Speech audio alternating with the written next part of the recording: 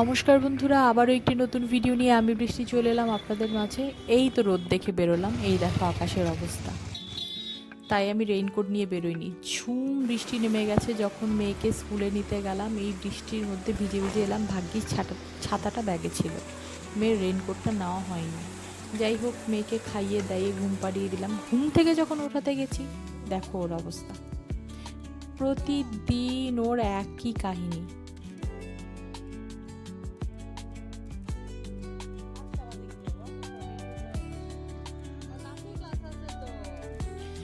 যদিও ঘুম থেকে উঠিয়ে ওকে রেডি করলাম, এবার দেখো কি করছে।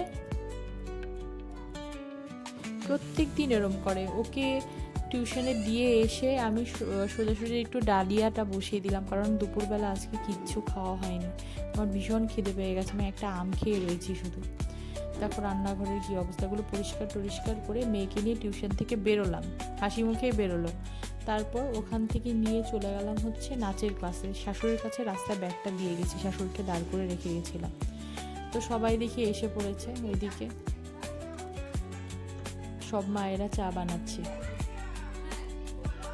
তো আমার মেয়ে খিদে পেয়ে গেছিলো, একটু প্র্যাকটিস করে ও একটু সোনপাপড়ি খেয়ে নিল। রবীন্দ্র জয়ন্তীর সামনে রবীন্দ্র জয়ন্তীর নাচের প্র্যাকটিস চলছে। তো আজকে আমাদের এক্সট্রা ক্লাস ছিল।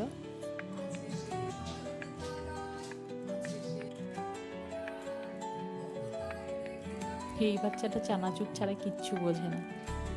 নাচের ক্লাসেরই একটা মায়ের বাচ্চা। তো আমি বাবার সঙ্গে কথা বলছিলাম, এই ঘরে দিদির মেয়েকে গান শেখায়। এইখানে নাচের প্র্যাকটিস শুরু করে দিয়েছে। এক ঘরে মানে দুই ঘরে দুই গানের প্র্যাকটিস চলছে। মায়েরা টিফিন ব্রেকে বসে পড়লাম চা মুড়ি খাওয়ার জন্য। চানাচুর দিয়ে আচারের তেল দিয়ে মুড়ি মাখিয়েছে। আমি আসলে চাটা করতে পারি না। অন্যান্য রান্না করতে পারি, কিন্তু চাটা আমি ভালো একদমই করতে পারি না, তাই আমি চায়ের ওখানে যাই না, বসে বসে শুধু খাই। একদিকে প্র্যাকটিস চলছে, আরেকদিকে খাওয়া চলছে। সব প্র্যাকটিস বন্ধ করে এবার সবাই খেতে বসলাম, মানে টিফিন করতে বসলাম। অর্ধেক স্টুডেন্টরা চলে গেছে, কিন্তু আমাদের প্র্যাকটিস এখনও শেষ হয়নি। তার মধ্যে আমরা এসে একটু দেরি করে। যখন প্র্যাকটিস শেষ হলো তখন দেখো কী অবস্থা। ঝুম বৃষ্টি শুরু হয়ে গেছে। এবার কি করে ফিরবো বাড়ি? এবারও তো রেইনকোট নিয়ে যাইনি। এবার ছাতাটা ছিল, ওটা নিয়ে বেরিয়ে পড়লাম যখন বৃষ্টিটা একটু ধরে এসছে। বাড়ি ফিরে দেখি শাশুড়ি মা বাড়ি নেই, কাকা শ্বশুরের বাড়ি গেছে। যেহেতু শ্রাদ্ধের কাজ হবে, তো প্রতিদিনই যে একটু কী হবে না হবে বলতে হয়। মেয়েকে পাঠিয়ে দিলাম চাবিটা আনার জন্য। চাবিটা এনে মেয়েকে বললাম একটু রেস্ট করো। রেস্ট করে পড়তে বসে পড়লো, কারণ স্কুলের হোমওয়ার্ক, ম্যামের পড়া, ম্যাম কালকে পরীক্ষা নেবে, সব বাকি রয়ে গেছে। আর ওদিকে আমি রান্না চাপিয়ে দিলাম। আজকে বেশি কিছু করব না, ফ্রিজে ডাল আছে, সবজি করব, ভাত।